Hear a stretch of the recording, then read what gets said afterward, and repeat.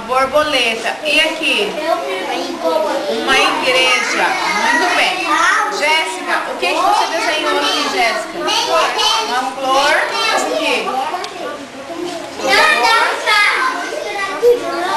Tudo flor aqui? Esse aqui? Tá. Fabrício, o que você desenhou aqui, Fabrício?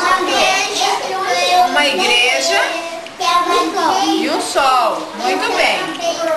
Davi, o que você desenhou aqui pra Pro? Qual que é o nome disso aqui que você falou?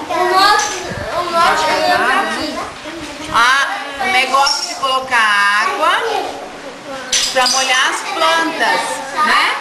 É? Tá bom. É um negócio de colocar água pra molhar as plantas. Muito bem. Agora a professora Nadir vai perguntar pra vocês. O José não construiu nada, né, José? Não fez nada, né, José? Hoje não. Vocês conhecem cores? Que cor é essa? Vermelho.